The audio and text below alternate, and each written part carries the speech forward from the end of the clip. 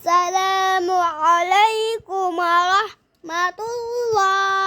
রুকুতে 6টি মাসআলা। রুকুতে যাবার সময় আল্লাহু আকবার বলা সুন্নাত। রুকু করা ফরজ, রুকুতে দেরি করা ওয়াজিব।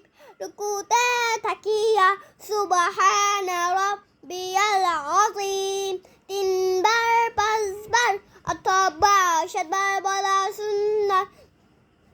রুকুতে উঠার সময় সামিআল্লাহু লিমান হামিদা রব্বানা লাকাল হামদ বলা সুন্নাত।